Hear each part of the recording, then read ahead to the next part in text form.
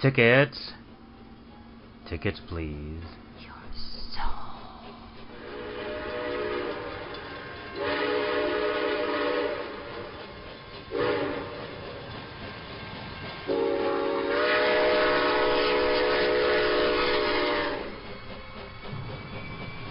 Step inside. Take a ride upon the Terror Train. All aboard, be fair warned. These rails house fear and pain. Find a seat. Don't mind the heat.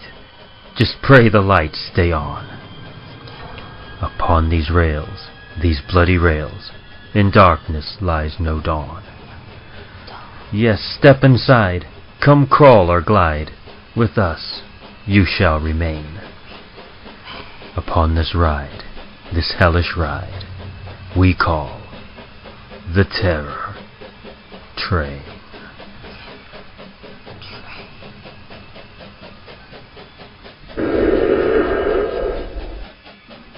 Ticket, please.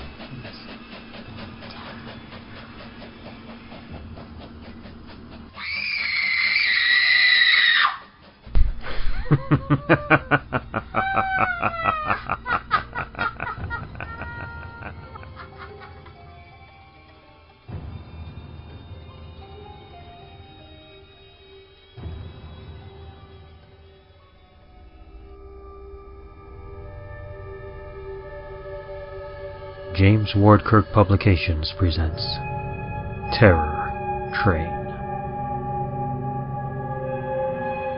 Episode 120, Oregon.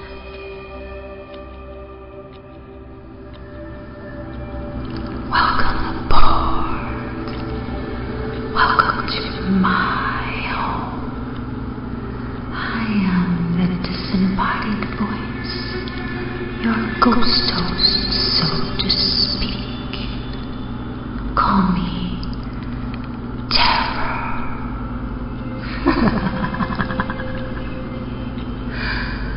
Welcome to my train. Be you dead, undead, or of the living.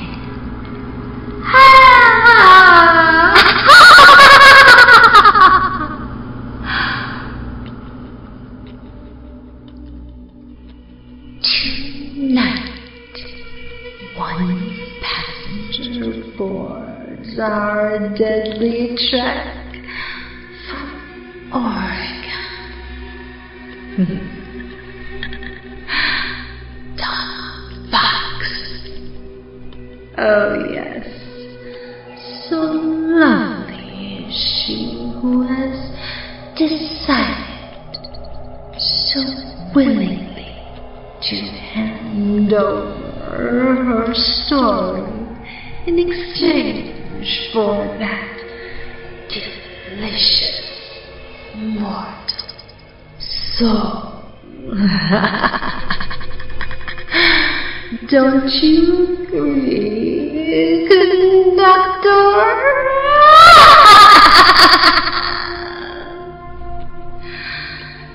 A young girl residing beside the railroad tracks discovers there are deadly secrets kept in her family closet. Skeletons in the closet? Something far more sinister lurks in this pantry.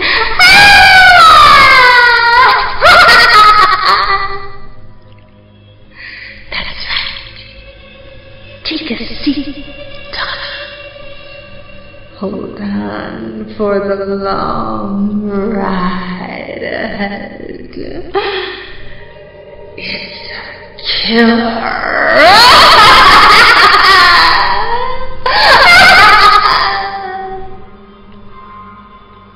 A bloody ticket is handed to our conductor which reads, Dona Fox, Dad's Train.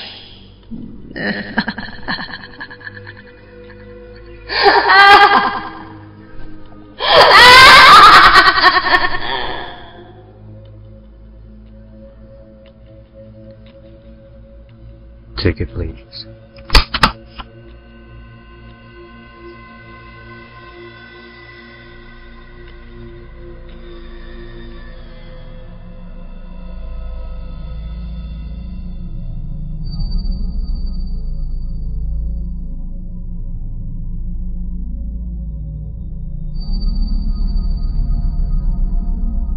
Daddy's Train by Dona Fox.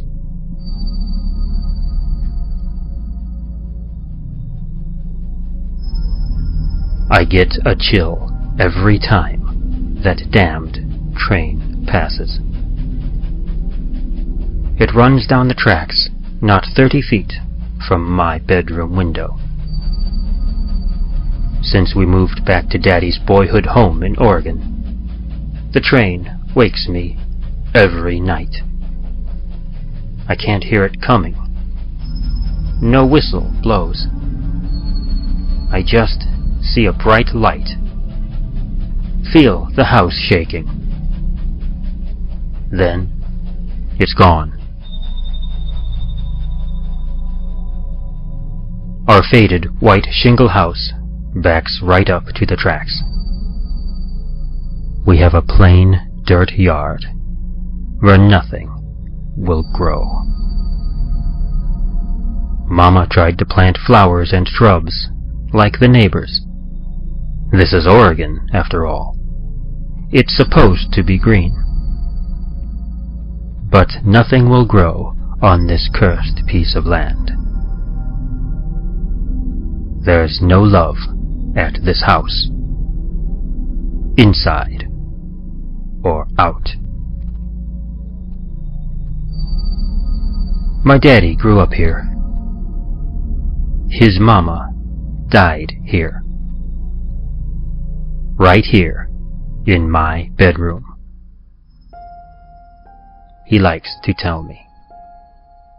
Right here on my bed. She hemorrhaged. The blood flowed out of her like a bright red flower opening its petals. Little Hank stood there in awe and watched his mama die. In my bedroom. On my bed. I can still see the stain on the mattress. They must have got rid of the sheets. I don't see any corresponding stains on any of them. Sometimes I put my hands on the mattress stain and wonder about my grandma. What was she like? Was she scared while she was dying? Daddy talks about it a lot. Like she abandoned him. He's real short and puny. I think his mama's death stunted his growth. In every way. I mean, maybe it isn't right for me to say, but I think there's something bad wrong with my daddy.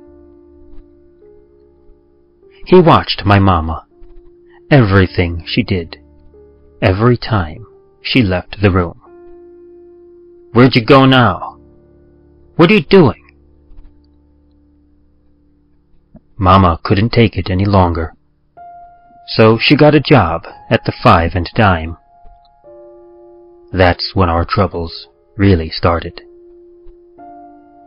Daddy couldn't hang around her work all day, so he paced the house and got all nervous.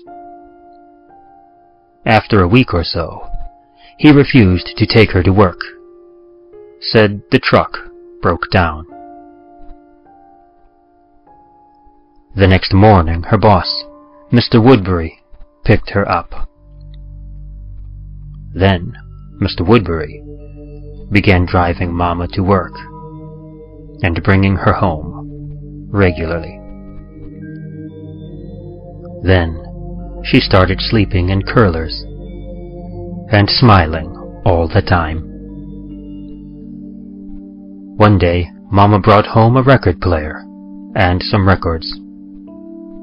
My sister and I cranked the volume up, turned down the lights, and the three of us danced any way we felt like dancing.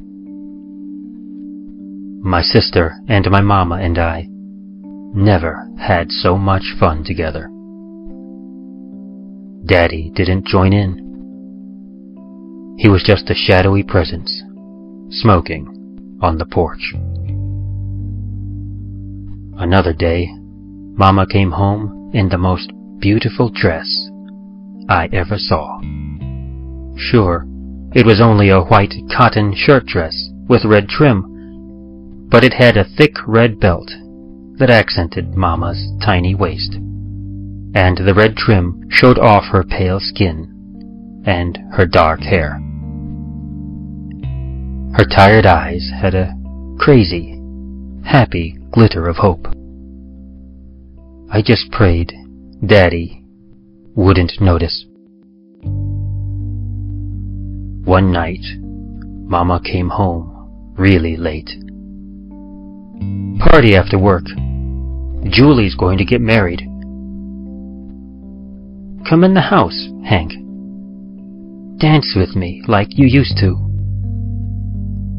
I'm pretty sure she was a little drunk, or she never would have asked Daddy to dance with her.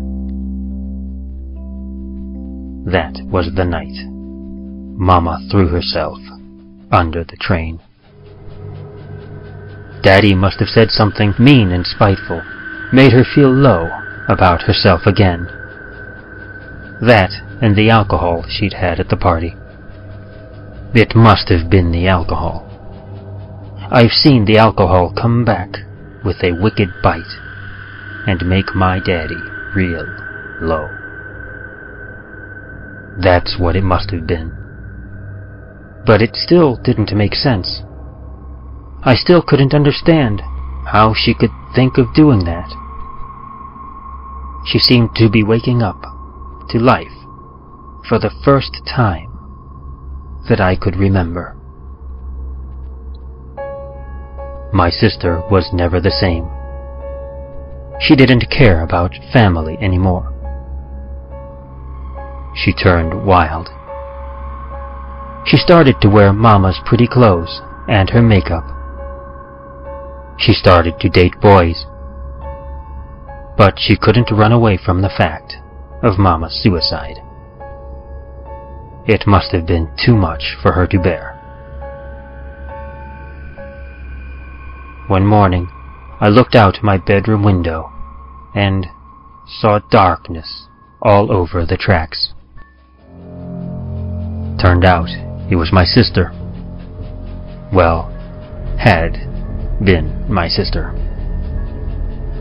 It was hard to believe all my sister had been, all the living, breathing, caterwauling mass of rebellious humanity that had been my sister, was now just a mess on the tracks.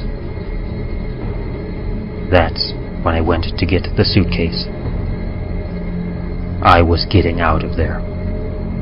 As far away from that cursed mattress, that hexed house, those devil-imbued tracks as I could. The suitcase wasn't in the top of the closet where Mama kept it. It wasn't in the bottom of the closet. It wasn't next to her dresser. It was under their bed. I pulled it out. It was heavy. I put the suitcase on the bed and sat down beside it. Pressing the lock, I snapped it open, then lifted the lid. The pretty white cotton dress was on top. Mama had packed. Before she committed suicide, Mama had packed. I heard Daddy's pickup pulling up beside the house. I shut the suitcase, slid it under the bed, and rushed into my room. Mama and my sister came and talked to me that night. That's how I know heaven is lonely. But I couldn't make out anything they said. They whispered so softly, and they weren't alone. So many tried to talk to me all at once. They were anxious about something. The tone of their voices made me nervous. I didn't like being at home anymore.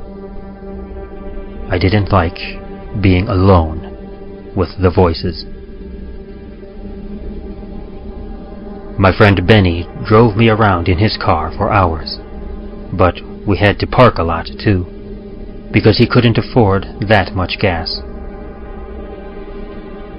One day, Daddy saw us in the car up on Old Oak Hill, where the kids liked to park and make out. He made me get out of Benny's car and get in the car with him. Then he yelled at me all the way home about how I was going to leave him too. I went to my room and slammed the door. I threw myself on the bed and sobbed until I was a dry husk with red, swollen eyes.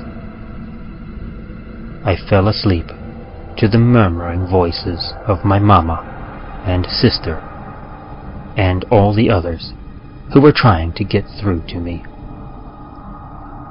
They were even more adamant now. Sometime that night, Daddy came home drunk. He stumbled into my room, mumbling and cursing. I was half asleep. He turned on the bright overhead light in my bedroom, blinding me, disorienting me. He said, "Take these," in the gruff daddy voice that I was used to obeying. Then he awkwardly forced pills onto my tongue. He put a bottle to my lips and poured a fiery liquid into my mouth until I choked. Satisfied that I had swallowed the pills, he sat on the edge of the bed for a while, petting my hair. "I really thought you were different." He talked, first about his mama abandoning him, dying in my bed, then on, and it made less sense to me the longer he talked. Finally, he stood. "Come on." He dug his fingers into my upper arm and drug me out of the bed. Stumbling with one shoe on and one shoe off, I tripped after him. "Wait, what? Where are we going?" "Shut up! Just like your mama, your sister, and my mama. You all leave me. My mama was going to leave, you know. She was going to leave me. I couldn't let that happen. I was just a little guy. Couldn't get her to the train tracks. But I was resourceful." He chuckled. "Unbelievable." No, not really. Pure evil is what it was. Now I knew it all, and I was pretty sure what waited for me. But I couldn't fight him. My legs were getting weak. He had to hold me up. I couldn't walk. He pulled me around the outside of the house. The light from my bedroom window shone on the tracks. He threw me down. My temple struck the metal. It didn't knock me out, but I couldn't get up. I couldn't move my legs. I couldn't even move so much as a finger. I could barely move my eyes within their sockets. It must have been the damn pills. Daddy. No. Please. Why? Why? But, of course, I could not form the words out loud. I couldn't move my lips or my tongue within my mouth. Tell her why! My mama screamed in my head. Do you even know why, you bastard? He spat on the ground and walked away. And if I could have, I would have too. Satan can wipe little Hank's tears away as far as I'm concerned. He was evil before his mama even thought of leaving him. I felt the track vibrate against my temple. I fought with everything I had, which was nothing, and I could not rise. My mama and sister joined me as the train rolled over us and smashed me into a million cosmic, shining pieces of powder. Then, the train jumped the tracks and headed toward my lighted bedroom window and right into my father's gaping mouth. I sure hope Satan has room in that train for Daddy. For I've heard that hell is full.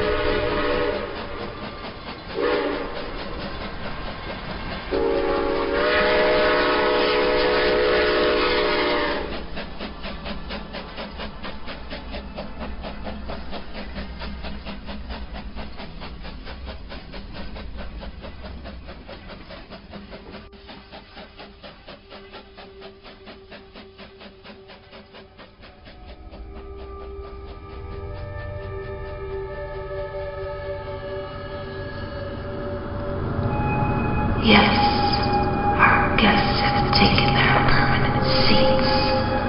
From New York to time infinite.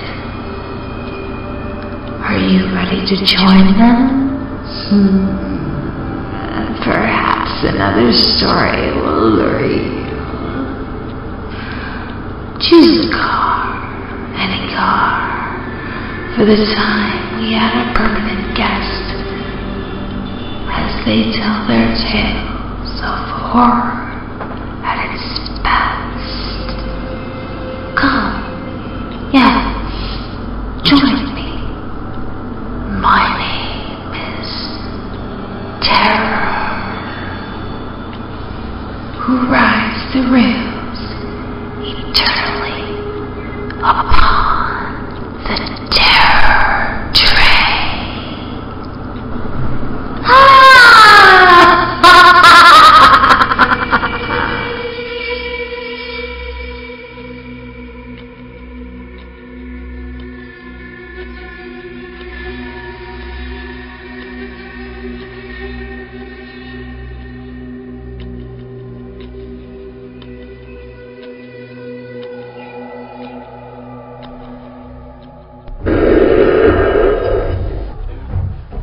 Survived this trek? No turning back. Dare resist, just try. Step back inside, we'll be your guide. So many ways to die. Upon this ride, nowhere to hide. With us, you shall remain. Upon this ride, this hellish ride, we call the Terror Train.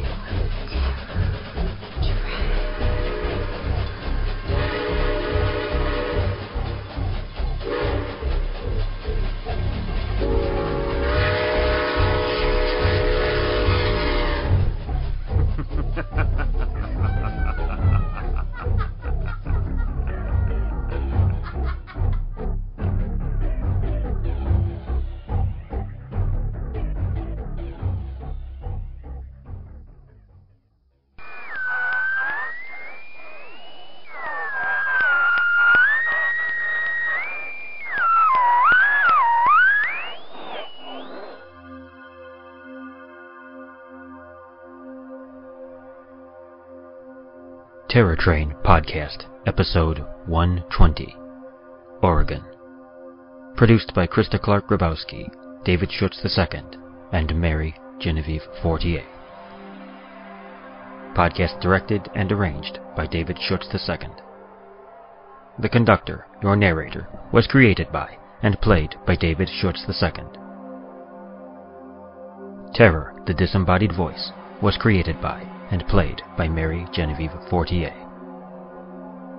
Terror Train Podcast opening and closing poems written by Mary Genevieve Fortier. Host segment dialogue for Terror, the disembodied voice, written by Mary Genevieve Fortier. Production music: The House of Leaves, Chase Pulse, The Hive, and The Voices by Kevin MacLeod, Incompetech.com. Featured work: Daddy's Train, written by Dona Fox. Production music: Apprehension, Colorless Aura, Dopplerette, Clean Soul, Gathering Darkness, Measured Paces, Decay, Controlled Chaos, No Percussion, Penumbra, Medusa, and Grave Blow by Kevin MacLeod, Incompetech.com. Additional sound effects by AudioSoundClips.com. Podcast program edited by David Schutz II. The stories and poems presented in the Terror Train podcasts are all featured in the James Ward Kirk Publishing Anthology, Terror Train, which was edited by Krista Clark Grabowski and A. Henry Keene. Cover art by Stephen Cooney. Content copyright 2014. Terror Train Podcast Episode 120, Oregon. Copyright 2014.